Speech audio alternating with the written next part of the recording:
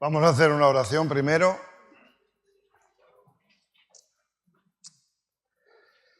Dios mío, gracias, oh Dios, por reunirnos, oh Dios, por la palabra que hemos escuchado, oh Dios, que tenga su efecto, oh Dios, que tú lleves a cabo, oh Dios, los planes que tienes con ella, oh Dios. Rogamos también por lo que vamos a escuchar ahora, oh Dios. Rogamos que tú todos los pensamientos los pongas en orden, oh Dios. Que tú unjas tu palabra, oh Dios. Que tú prepares nuestros corazones, oh Dios, por favor, te lo pido, Jesús. Que podamos entender tu palabra, oh Dios. Y que podamos ponerla por obra, oh Dios. Reconocemos que tú eres bueno, oh Dios, que tú tienes planes buenos para nosotros, que tú tienes además planes eternos para nosotros, oh Dios, y queremos vivir en ellos, oh Dios. Queremos estar en ellos, estar sumergidos en tu palabra, oh Dios. Deseamos que tú te manifiestes, oh Dios, y que tú te nos la reveles, oh Dios. Esa palabra, oh Dios, que a veces no podemos entender o no podemos captar, oh Dios.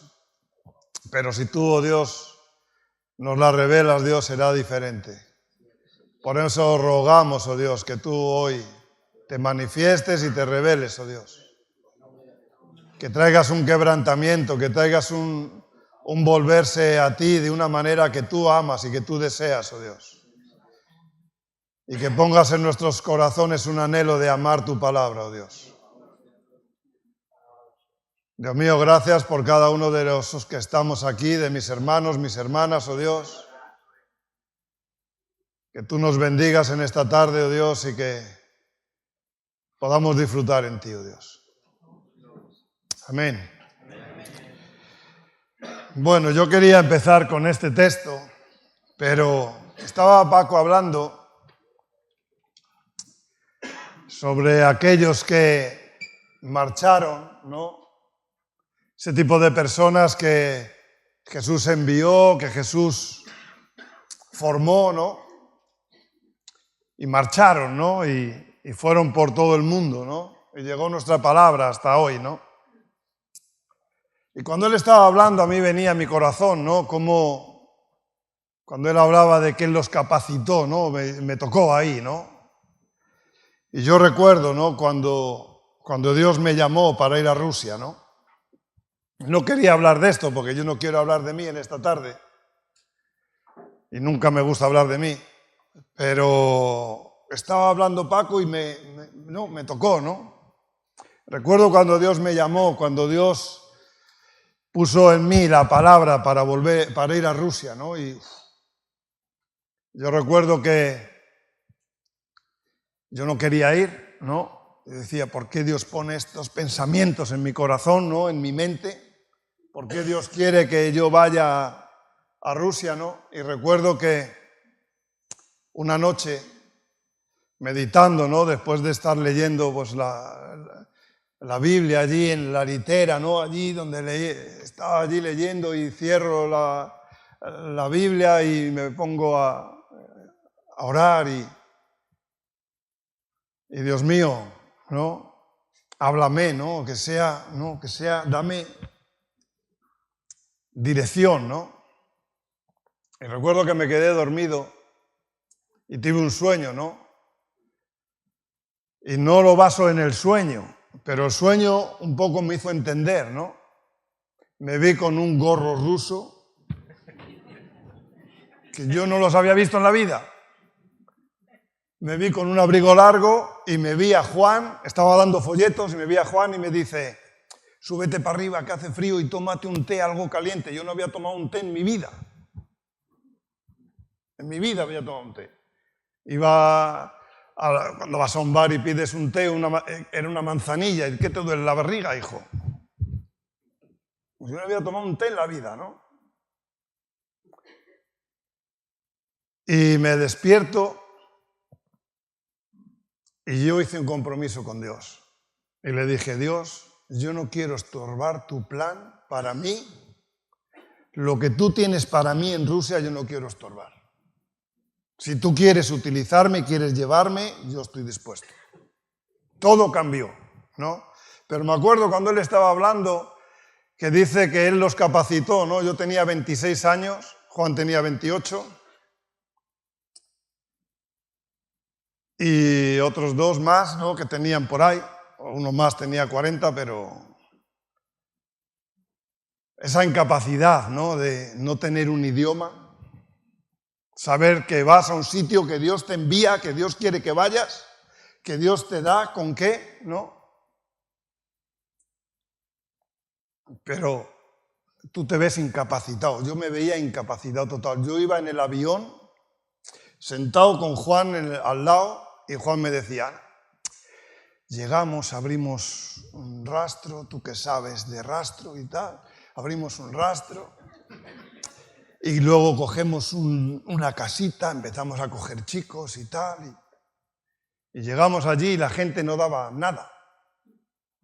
La gente no da nada. Ya, ahora, después de casi 20 años, hemos abierto un rastro, después de 20 años.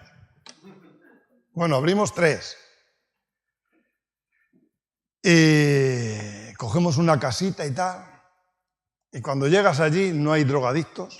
Había gente alcohólica, pero no había drogadictos. Luego a los 5 años empezamos a ver, ¿no? Y cuando llegas allí ves que Dios rompe todo, tus planes, tus ideas. Te ves en la realidad viviendo en un piso con 4 chicos solteros. Incapacidad total, no puedes hablar con nadie. Ese salir es que sales, pero no puedes hablar con nadie. 4 horas estudiando con profesor, 4 horas en casa, por la noche. Y por el día salíamos a dar folletos. Y vi ese dar folletos con un abrigo gordo, grande, por el frío que hacía, que te das cuenta que te mueres de frío, ¿no? Y yo recuerdo que tenía pelo en aquel entonces. Y me decían, ponte un gorro. Un gorro, yo me voy a poner un gorro. Claro, cuando de repente te mete una y te empiezan a doler los oídos, te das cuenta que te tienes que poner el gorro. Y al final me vi con el gorro ruso ese, ¿eh? Los dejé en Rusia cuando me vine de Rusia, cuando Dios movió para que volviera para España. Allí los dejé, pero tuve unos cuantos de esos, de los que yo vi en el sueño, ¿eh? Qué bueno es Dios, ¿no? Cómo Dios movió donde no había nada, de verdad, ¿eh? Es que donde no había nada, donde éramos 4 jóvenes sin entendimiento, sin poder hablar 2 palabras seguidas en ruso, sin entender el idioma, la cultura, pero sí sé una cosa, cómo Dios obró, todo lo que Dios hizo en ese lugar, que hablábamos antes de miles de personas, ¿no? Más de 10.000 personas que han pasado por reto allí, pero es que cuando llegamos allí, como Dios rompió, nosotros veníamos, ahora tenemos iglesias, pero cuando nosotros llegábamos allí, toda la iglesia era un tabú. Entendíamos lo que era la iglesia, pero formar una iglesia, porque nosotros éramos chicos íbamos en el avión sentados pensando en abrir un rastro y una casa para unos chicos. Y Dios lo rompe todo, ¿no? Y de repente empezamos a dar folletos y la gente llama. Al final del folleto poníamos, si te interesa este mensaje, te podemos regalar una porción de la Biblia. Empezaban a llamar. Y les invitábamos a casa a tomar ese té famoso, porque allí se toma más té que en todo el mundo mundial. Con todo lo que digan en Inglaterra, allí en Rusia se toma el té a todas las horas. Perdón, ¿eh? A todas las horas. Bueno, hay el momento que cuando ya estás tan lleno de té, dicen que hay que poner la taza de vuelta, que no quieres más. Pues ellos te la ponen de él y te echas más té. Increíble. Pero Dios es bueno. Dios es bueno. Empezó la gente a llamar y la gente venía sin entender. Nosotros no entendíamos lo que nos decían, pero nosotros sabíamos lo que queríamos decir. Era el mensaje. Yo me acuerdo cuando vino la profesora, trae los libros, os voy a enseñar rápidamente a hablar, tal y que cual, y cómo se dice esto, cómo se pide, cómo se va a un sitio, a un teatro a comprar una de esas. Le digo, yo no quiero aprender ese idioma. Yo le saco el Nuevo Testamento y le digo, yo quiero aprender este idioma. Yo no quería aprender, saber ir al teatro. Yo no iba a ir al teatro. Yo no quería, no, yo os enseño enseguida a comprar y a vender. Eso vendrá añadido. Yo quiero aprender este idioma. Empezamos a estudiar el Evangelio de Mateo, y el Mateo, todo lo que venía en Mateo, todo pum, pum, pum, pum, pum, pum, pum, y aprendimos el idioma que había que aprender, que Dios necesitábamos para transmitir. Y sí puedo decir una cosa, no me quiero enrollar mucho. Dios formó una iglesia, no abrimos una iglesia. Dios formó una iglesia, de esas personas que empezaron a llamar, que se empezaron a interesar por ese folleto porque ponía al final, te regalamos una porción de la Biblia, y venían y con ellos mismos tomábamos té, pero con ellos mismos aprendíamos el idioma y hablábamos de lo que aprendíamos en el Evangelio. Y allí llegó mi mujer. Llegó mi mujer allí con un niño pequeño que quería escuchar y que tenía mucha necesidad, y en esa iglesia. Y Dios fue muy bueno. Donde no hay capacidad, donde no hay idioma, donde no hay nada que puedas entender cómo Dios puede hacer, Dios hizo maravillas. Formó una iglesia bastante grande, más de 40 o 50 familias. Llegamos a tener, y hoy en día, después de años, siguen perseverando, han seguido trayendo más gente, ¿no? Luego Dios nos mostró que era el tiempo de abrir el centro de rehabilitación, abrimos el centro de rehabilitación y Dios hizo maravillas, la verdad. Entonces, un poco para que pudiéramos entender esto que hablaba él, ¿no? De abrir camino, ¿no? Un compromiso. Poderle decir a Dios, yo no quiero estorbar tu plan. Si tú tienes un plan para mí, envíame a mí. Yo estoy dispuesto. Y vimos la mano de Dios, la gloria de Dios, mostrando y actuando de una manera muy especial, ¿no? Vamos a ir al tema, que no quiero enrollarme mucho.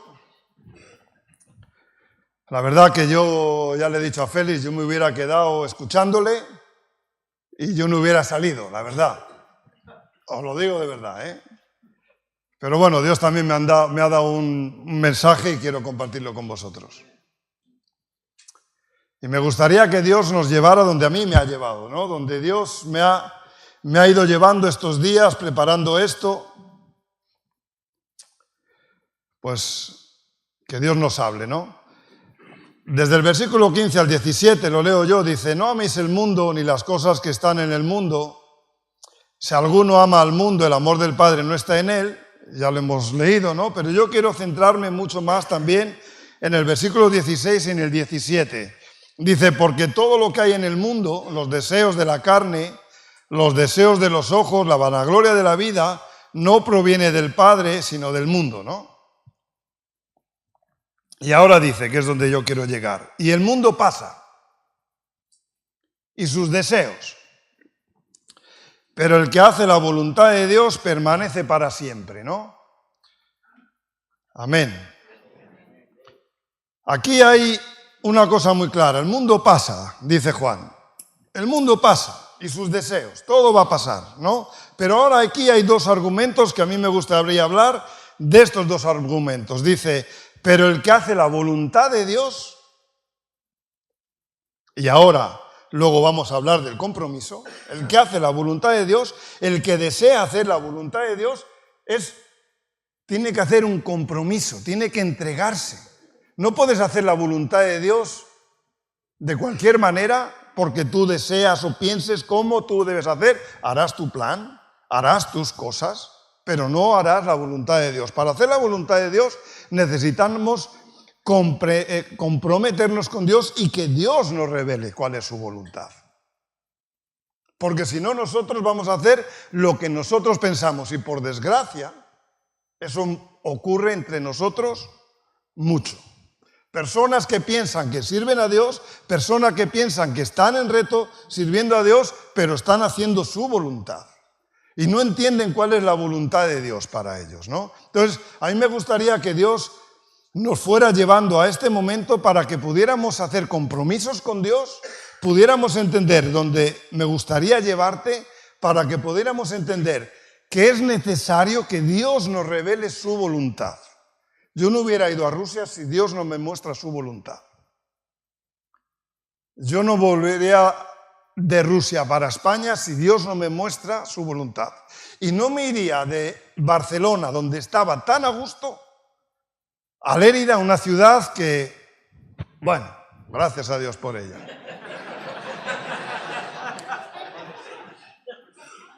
Si Dios no me muestra su voluntad, ¿no? Pero estoy agradecido a Dios, ¿eh? Estoy agradecido a Dios porque hay un equipo aquí adelante que sirven a Dios, que entienden lo que es la entrega. Yo estoy admirado, agradecido a Dios de las personas cuando llegué con ganas de servir a Dios, de entregarse, de hacer algo para Dios. Y yo sé que Dios tiene algo para nosotros. Amén. Pero hay algo más, cuando acaba dice, el que hace la voluntad de Dios permanece para siempre. Y quiero empezar con este permanece para siempre. El que hace la voluntad de Dios tiene vida eterna. Amén. El que hace la voluntad de Dios permanece para siempre, pero ahí en ese para siempre está la voluntad de Dios. Y a mí me gustaría que ahora te centraras en esto, en la esperanza que Dios nos da, en saber que si hacemos la voluntad de Dios, permanecemos para siempre, tenemos esperanza de que estaremos con Él en el cielo, ¿no? Pero tenemos esperanza de que permanecemos para siempre, de que Él nos guarda, de que Él está con nosotros, de que Él se manifiesta, Él nos dirige, Él nos muestra, nos enseña, nos frena, nos dirige, nos dice, nos muestra, ahora aquí, ahora allí. Eso es lo que necesitamos buscar, no buscar lo nuestro. Cuando buscamos lo nuestro, Dios no puede guardar, Dios puede frenar, pero a veces te frena, pero tú sigues queriendo hacer lo tuyo.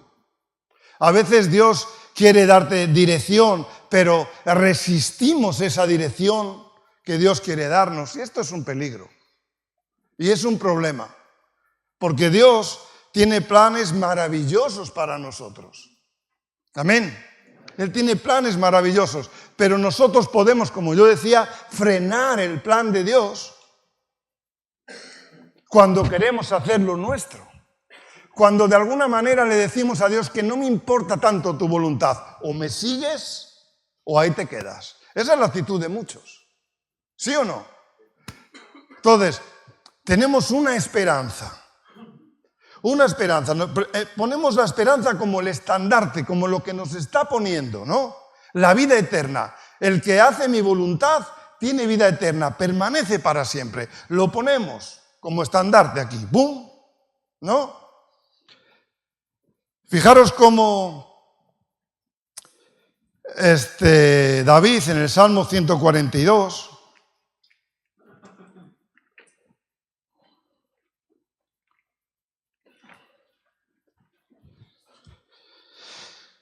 En el versículo 5,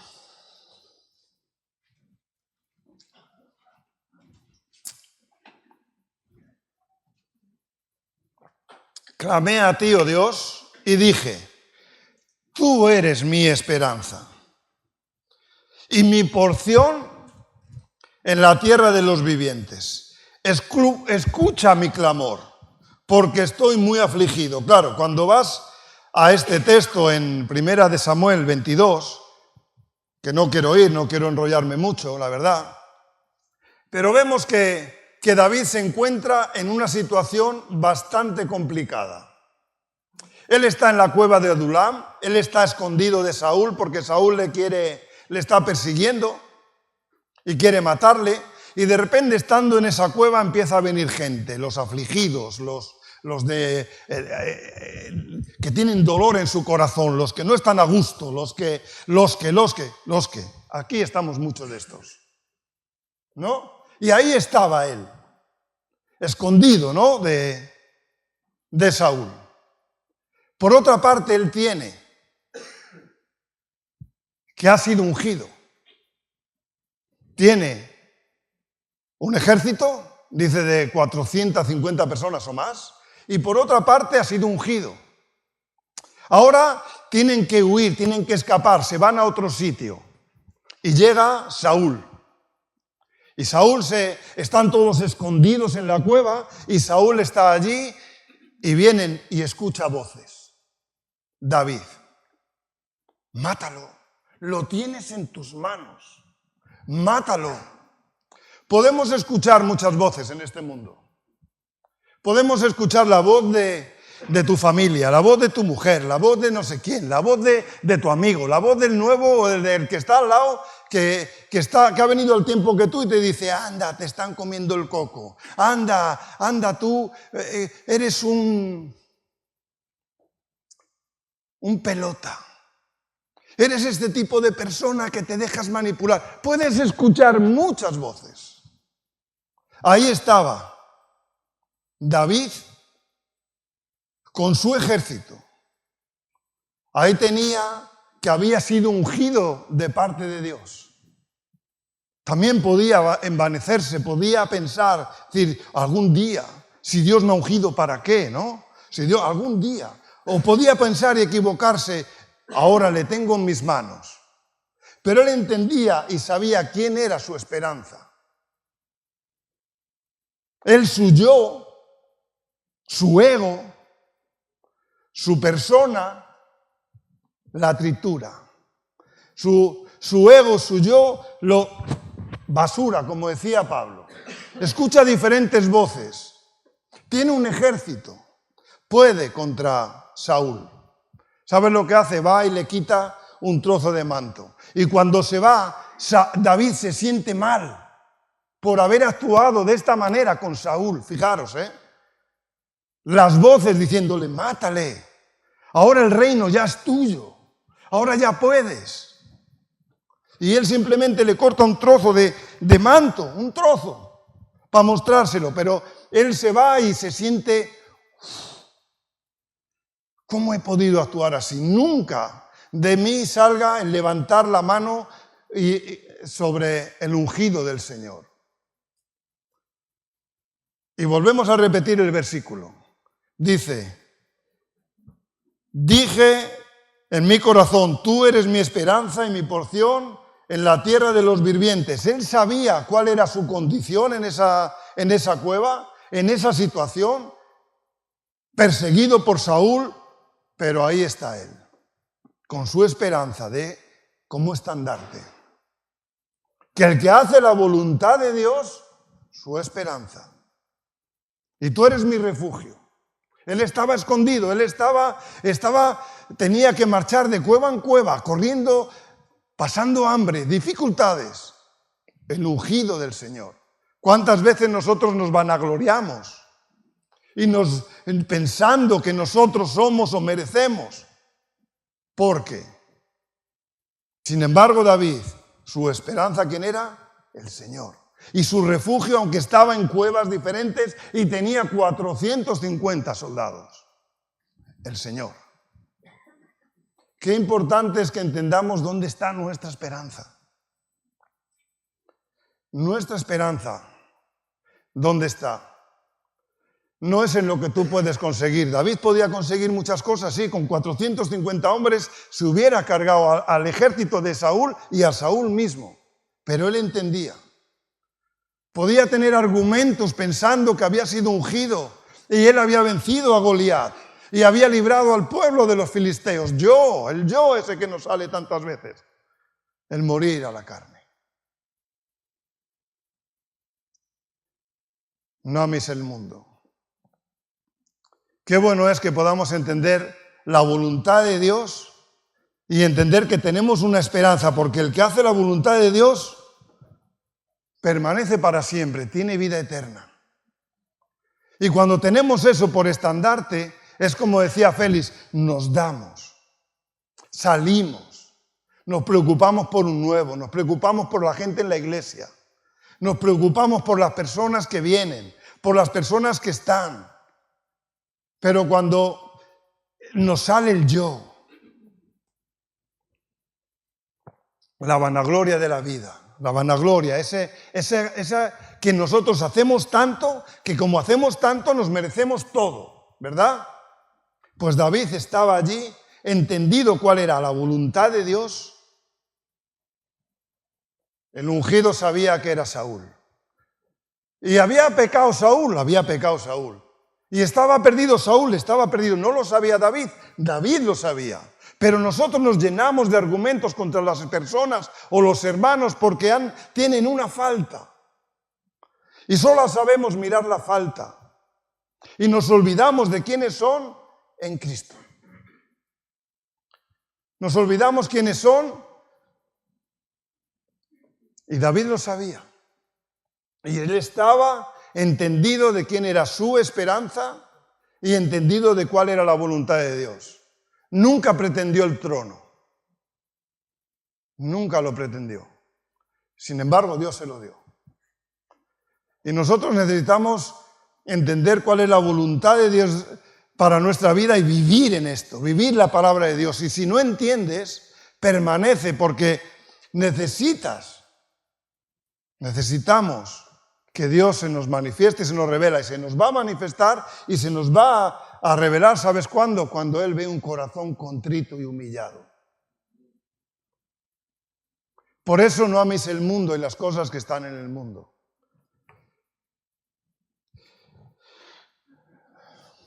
En el versículo 4,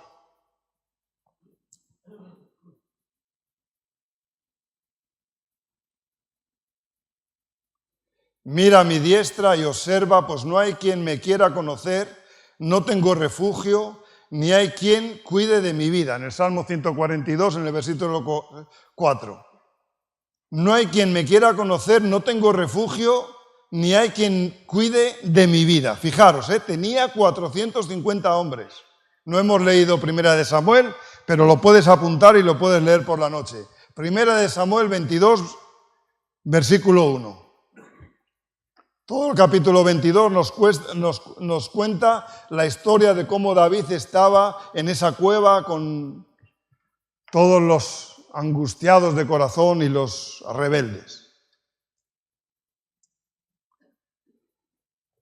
Pero vemos, cuando llega al 5 dice, tú eres mi refugio.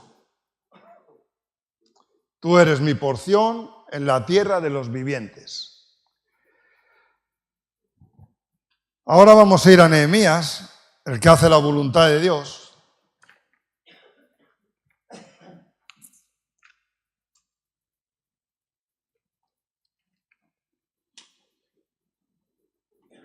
Unos solos versículos que hay.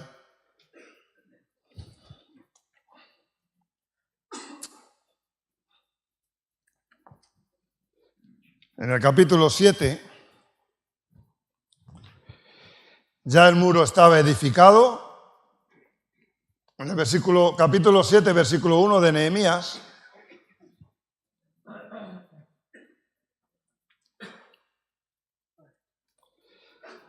Nehemías puso en su corazón, cuando escuchó cómo estaba Jerusalén, propuso en su corazón ir a ver, y Dios puso su mano sobre él, ¿no? Luego propuso en su corazón restaurar el muro y Jerusalén, y Dios puso su mano sobre él, ¿no? Hay muchas veces que podrás y desearás hacer muchas cosas y pensarás que eso es la voluntad de Dios, pero Nehemías lo puso delante de Dios y esperó. Dice que era copero del rey. El rey le vio triste y le dijo, ¿qué te pasa? ¿No? Entonces él supo esperar los tiempos de Dios, él lo puso en su corazón. El problema de nosotros, a veces no llegamos a captar la voluntad de Dios porque nos proponemos algo y no nos importa que Dios ponga su mano. Y lo queremos hacer ya y vamos y lo hacemos ya y no importa el daño que hagamos a los demás. Y luego nos damos cuenta que somos imposibles de edificar nada, ¿no? Pero aquí Nehemías, sí, él se propuso en su corazón, pero lo puso delante de Dios, oró delante de Dios y esperó los tiempos de Dios. Que Dios le mostrara, que Dios lo enviara, y lo envió. Y Dios tocó el corazón del rey, tocó el corazón de las personas que estaban a su alrededor, y él pudo entender que era la voluntad de Dios y se puso a edificar el muro y luego Jerusalén, ¿no?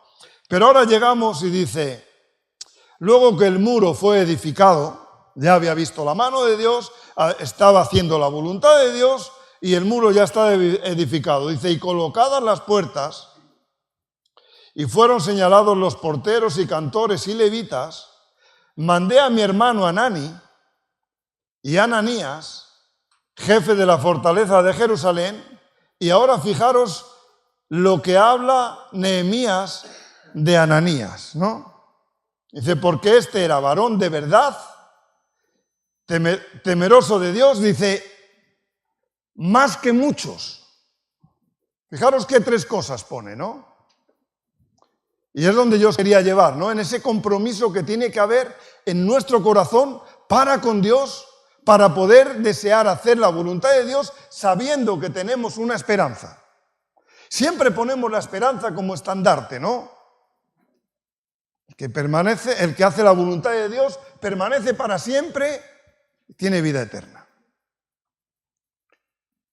Entonces vemos la calidad, la cualidad que tenía este hombre, ¿no? Era varón de verdad.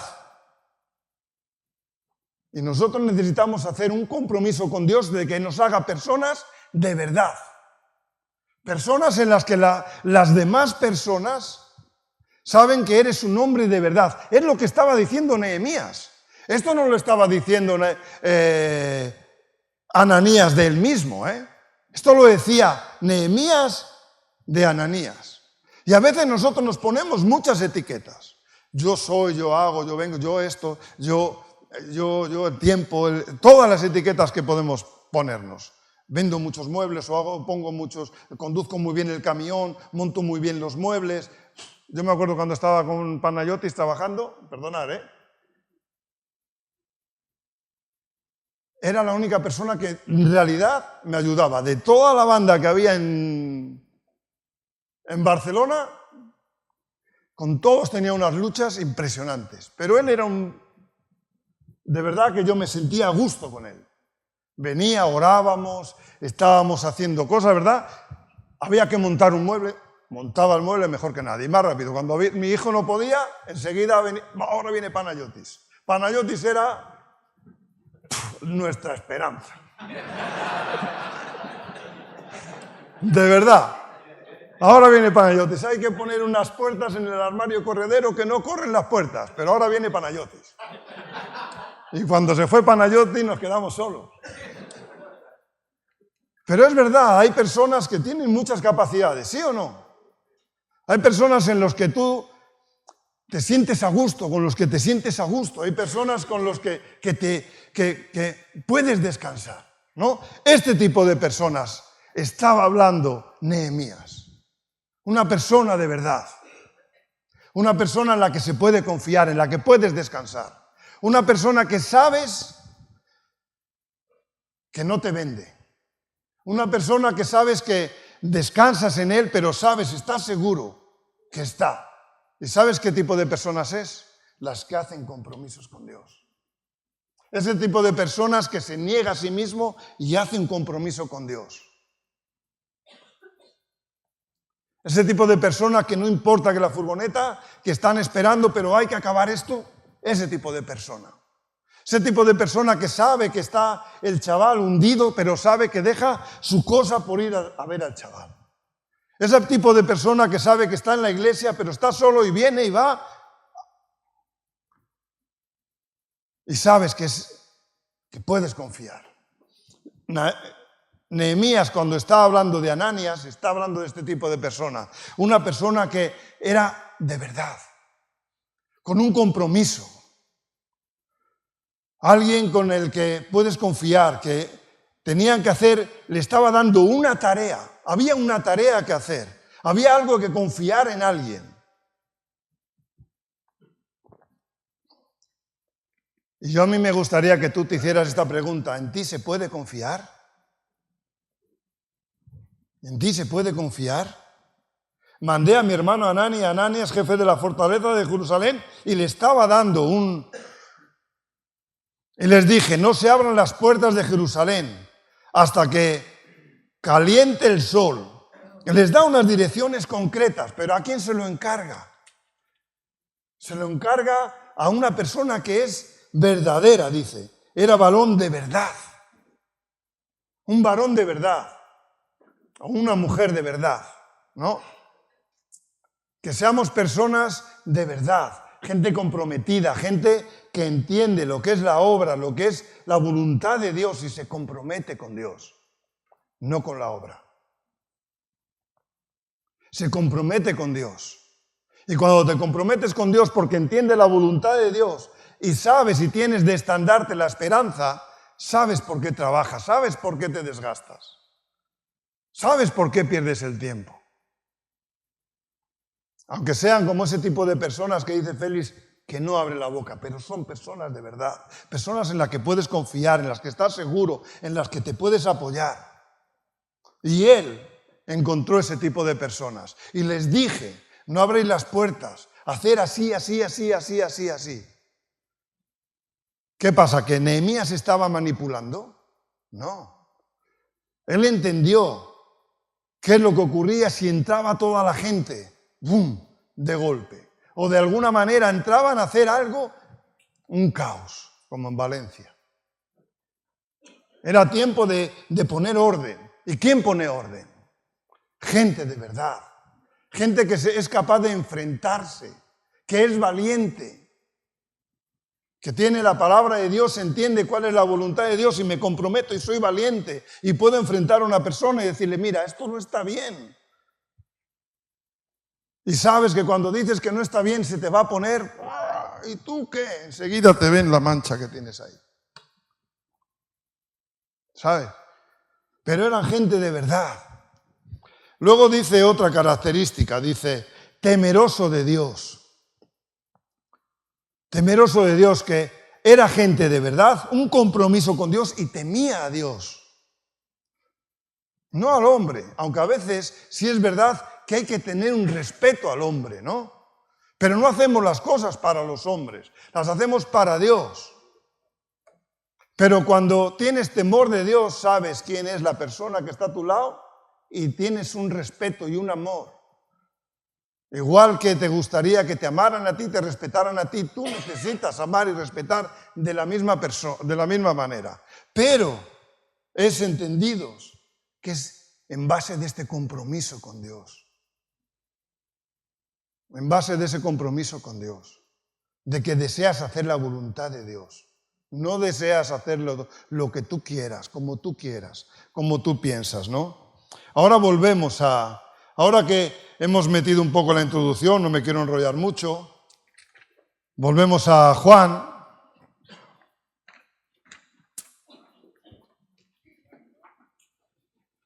Hemos estado hablando sobre el versículo 17, ahora vamos a hablar, a primera de Juan, perdón, ¿Estás conmigo todavía?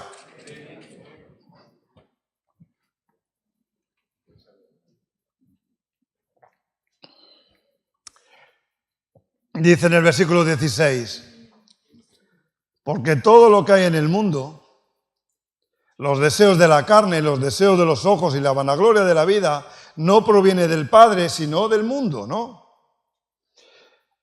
Antes Félix nos estaba hablando de esto y nos estaba hablando de la comodidad, ¿no?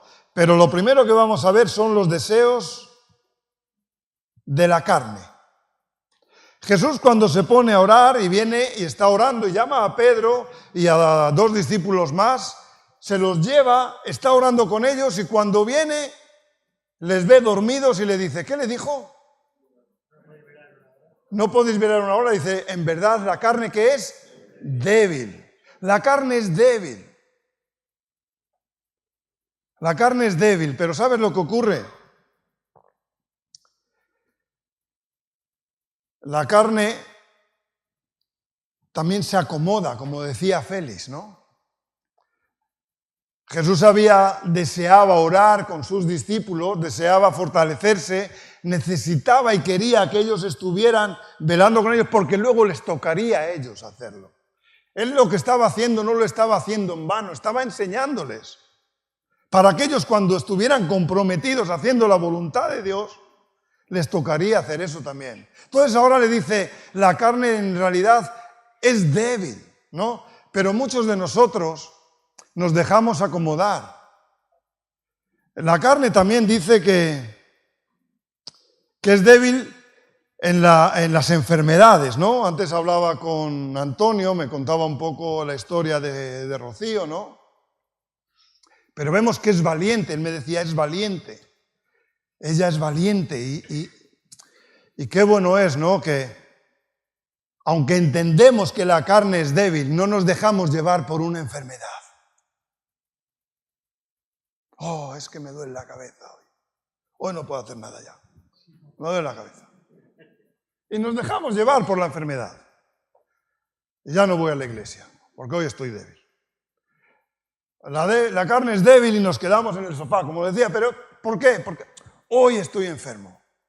Hoy me duele la rodilla, hoy no hago nada ya. La carne es débil, Jesús lo decía. Había venido y estaban dormidos. Si nos dejamos llevar por la carne, entendiendo que la carne es débil, que no podemos orar ni una hora, como decía Jesús, bueno, nosotros a veces yo creo que ni 10 minutos, ni 5 minutos, pero bueno, esto es otro tema. Pero es verdad, ¿no? A veces nos dejamos llevar por la enfermedad, nos dejamos llevar por la comodidad, ¿no? La carne es cómoda. Como hablaba Félix, la carne es cómoda y el diablo nos lleva a estar ahí cómodos. Y a veces nos es igual. Enseguida encontramos una excusa. Es que tengo que desconectar, es que yo tengo que hacer otro tipo de cosas. Que es verdad, que yo no digo que no. Yo no digo que no. Pero ¿dónde descansamos? ¿Dónde buscamos ese descanso, no? ¿Dónde buscamos esa fortaleza? David estaba en esa cueva, entendido de que tenía un ejército y entendido de que era ungido de Dios.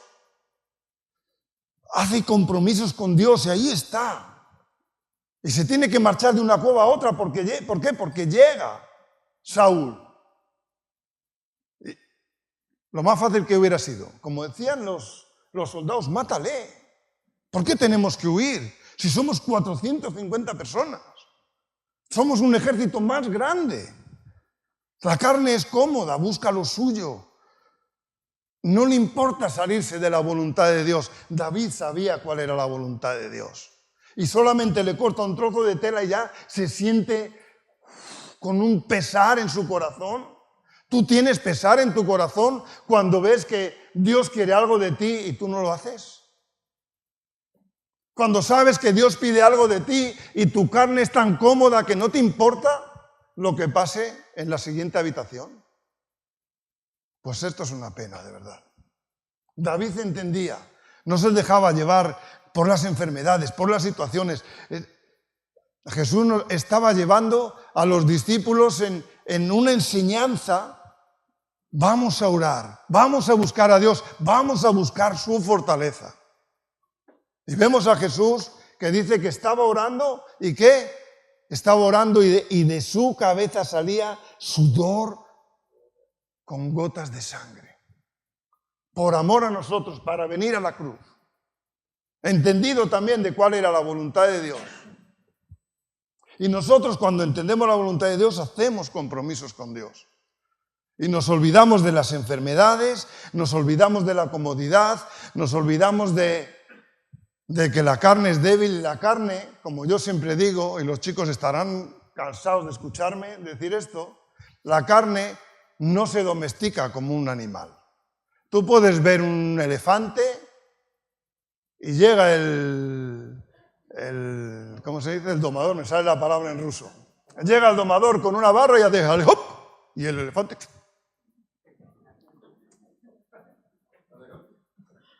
Pero Dios nos está diciendo, la carne tiene que morir.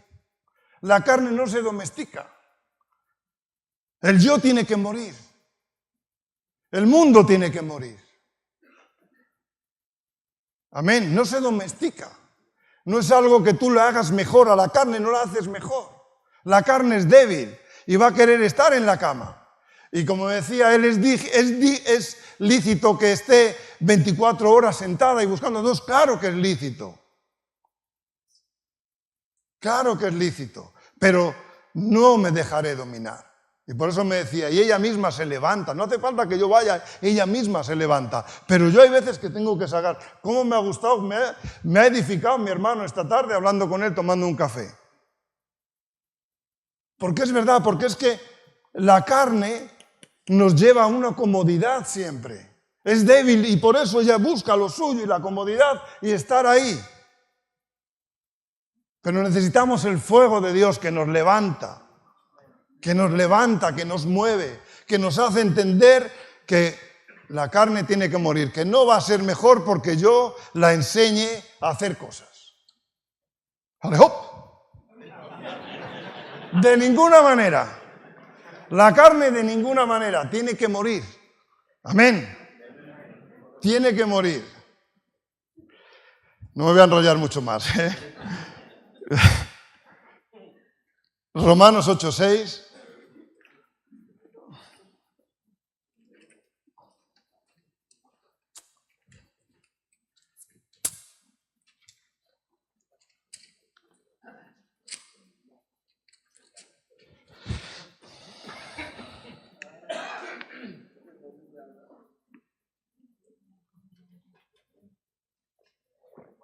Fijaros lo que dice, el ocuparse de la carne es muerte, pero el ocuparse del espíritu es vida y paz. Es lo que nos va a dar con qué para que la carne, aun siendo débil, no haga lo que ella quiera.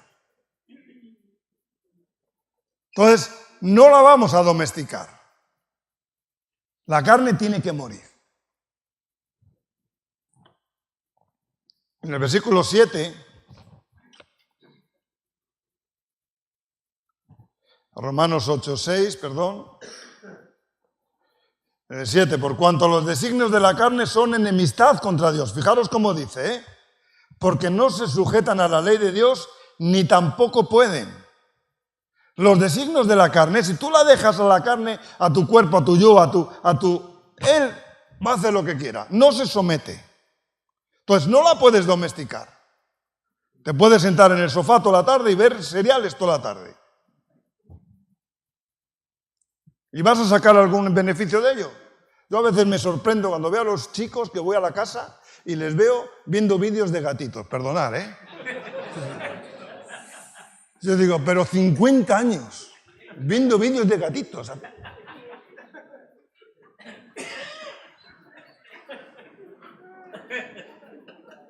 Perdonad, yo me meto con vosotros porque es que si viviera aquí me metería con lo de Zaragoza. Y si viviera con las chicas, pues bueno, las chicas ni me aguantarían. Si estuviera yo a su lado, madre mía. En el versículo 8 dice, los que viven según la carne no pueden agradar a Dios. Es que es imposible. Sabemos y entendemos que la carne es débil, pero si por una enfermedad, por una comodidad, por una situación, te dejas llevar al sofá, le estás dando de comer carnaza como a los leones. Es así. Pero si buscas lo que es del Espíritu, entendido cuál es la voluntad de Dios, teniendo como estandarte la esperanza, haces un compromiso con Dios, deseas morir a la carne, deseas levantarte, deseas ir y estar, ¿no? Y por eso me gustaría que pudiéramos hacer ese tipo de compromisos entendidos, ¿no? En Gálatas 5:24 dice, porque los que son de Cristo han crucificado la carne con sus pasiones y sus deseos, ¿no? Ahora, si te dejas acomodar por la carne, por una enfermedad, o te dejas acomodar por una debilidad, por cada situación que te lleva, que entiendes y entendemos que la carne es débil, no mueres. Pero si haces compromisos y mueres, los que son de Cristo han crucificado la carne. Y mueres cada día. Y deseas y haces compromisos con Dios. Si quieres ser ese tipo de personas que es un hombre de verdad, temeroso de Dios y mucho más. Yo cuando leo ese mucho más digo, ¿qué será? ¿Qué sería eso, no? Ese tipo de personas que tienen fuego, que hacen cosas, que desean servir a Cristo, que aman a Dios, que aman al prójimo. Ese es el mucho más. Qué bueno, ¿no? Un poco más, los ojos. Ahora vamos a ir a los ojos.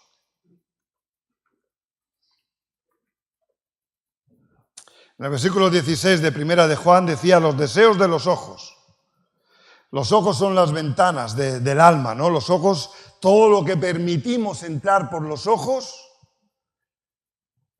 es quien somos, en realidad, ¿no? Lucas 11, si lo puedes poner, por favor, 34 y 35. La lámpara del cuerpo es el ojo. Todo lo que tú permitas entrar por el ojo. Yo a veces, cuando vas en las furgonetas, ¿no? Hay chicos que parece que van viendo la tele. ¿Sí o no?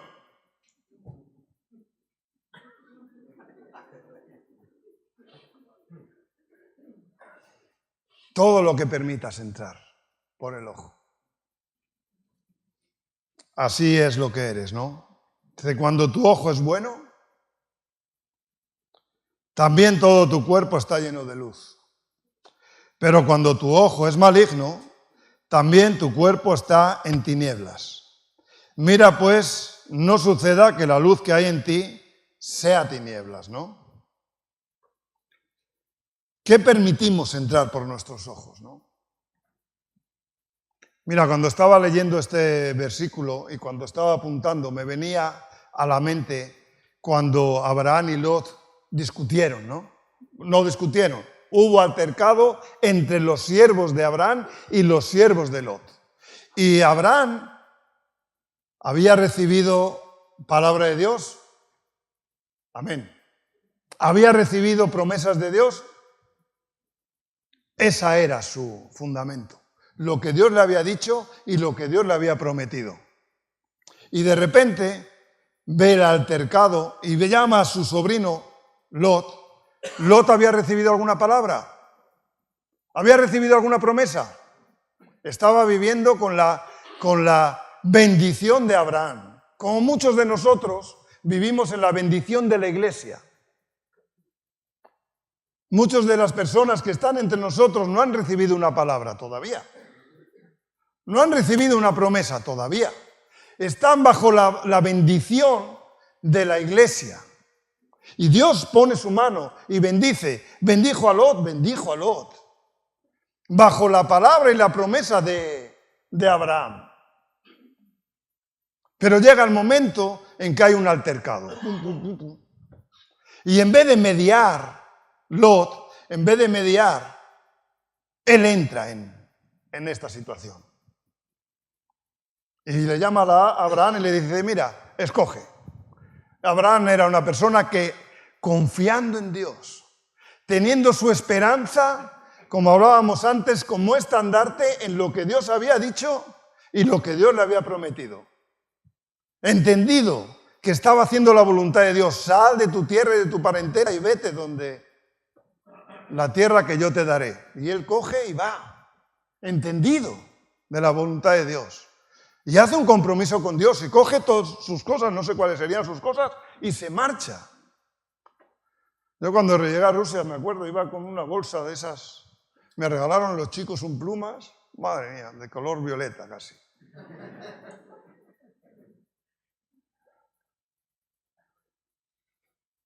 Pero llega y le dice, escoge. ¿Y qué es lo que hizo Lot? Levantó su vista, el ojo, ¿y qué hizo? Vio las llanuras, vio lo verde y dijo, para mí.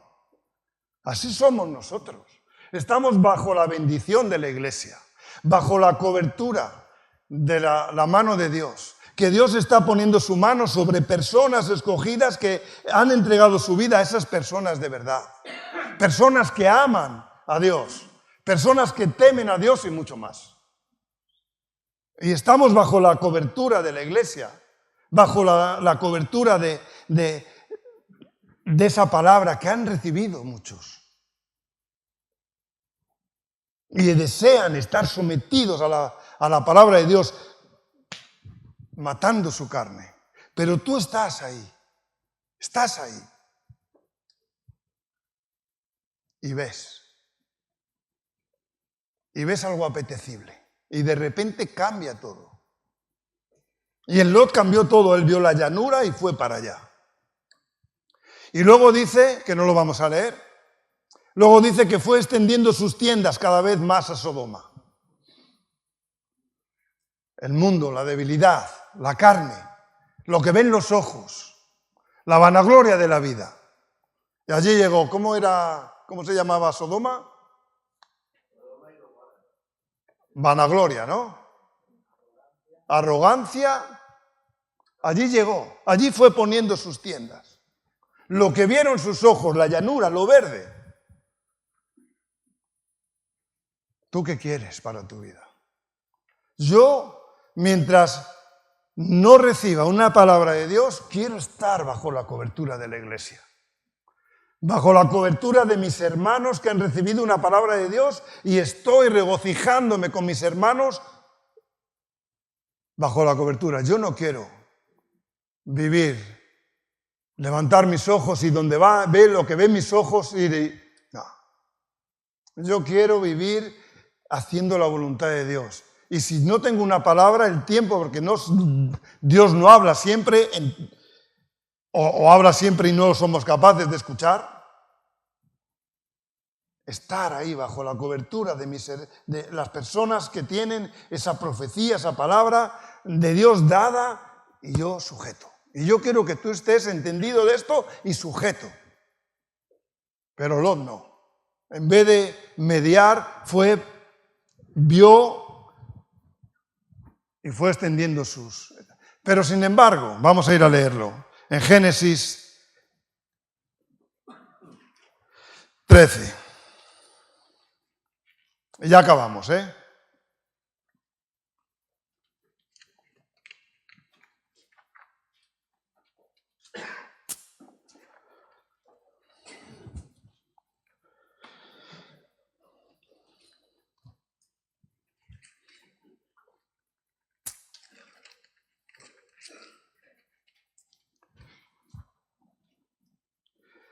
Capítulo 13, versículo 13 dice, en el 12 dice, Abraham acampó en la tierra de Canaán, en tanto que Lot habitó en las ciudades de la llanura y fue poniendo sus tiendas hasta Sodoma. Mas los hombres de Sodoma eran malos y pecadores contra Jehová en gran manera. Fijaros, ¿eh? Y Jehová dijo a Abraham, después que Lot se apartó de él, alza ahora tus ojos. Los ojos, depende, como decíamos antes, qué es lo que entra. Si lo que tú ves es bueno, la luz que entra es buena, tu corazón será bueno. Amén. Llega Dios y le dice, alza tus ojos y mira. Alza tus ojos y mira. Necesitamos que Dios nos muestre su voluntad también. Necesitamos que Dios nos abra los ojos, que podamos ver con los ojos de Dios lo que Él quiere que veamos. Pero nos dejamos llevar porque la carne es débil y los ojos son malos y nos dejamos llevar por esos ojos que ven lo malo y enseguida vemos todo lo malo. Y no nos importa, ¿no? Alza tus ojos y mira desde el lugar donde estás, hacia el norte y hacia el sur y al oriente y al occidente. Dios le mostró a Abraham su fidelidad. Alza tus ojos y mira, le mostró su fidelidad. Todo lo que le había prometido, le dije, esa tierra te la daré. ¿No? Entonces, a mí me gustaría que pudiéramos cantar unas canciones, meditar un rato, acabar la reunión orando, ¿no? Y meditando, ¿no? Y haciendo compromisos con Dios, meditando. Yo quiero hacer la voluntad de Dios. Yo quiero ser ese tipo de personas verdadero, comprometido con Dios, que Dios me hable y si no me ha dado una palabra, sometido aquí, entendido de que hay personas que sí la tienen y vivo bajo la cobertura de la iglesia, bajo la bendición de Dios. Salió con su tío, Lot, y de repente se vio bajo la bendición de Dios con tanto animal, con tantos pastores, que se pensó que lo había conseguido por él mismo. Eso a veces nos pasa. A veces vivimos bajo la cobertura de la iglesia, bajo la bendición de Dios y pensamos que lo que tenemos lo he conseguido yo. Y ahora, como me decía un chico hace tiempo, me dice, y ahora voy a que Dios me utilice en la calle porque yo quiero y sé que Dios me va a utilizar más. Pero estás haciendo lo que tú quieres, no lo que Dios quiere. ¿Que es lícito marcharse? Claro que es lícito marcharse, nadie está diciendo eso. Dios quiere gente comprometida, gente de verdad, aquí entre nosotros. No hay más, ¿no? Pero necesitamos que Dios nos abra los ojos, amén. Vamos a orar, vamos a buscar a Dios, que Dios nos muestre, alza los ojos y mira para que podamos ver lo que Dios tiene para nosotros, esas promesas, esas cosas que Dios tiene. Y que no vivamos en una vanagloria, en algo nuestro, que no nos dejemos llevar por la carne, por la debilidad de la carne. Que hagamos compromisos con Dios. Que deseemos ser ese tipo de persona como Ananías. Que Nehemías vio algo en él especial y le dio un ruego. No era manipulado por los hombres. Era lo necesario para que la iglesia estuviera en orden. Amén. Necesitamos que Dios nos muestre para que podamos ver lo que Él tiene para nosotros. Que Dios nos ayude y Dios nos bendiga.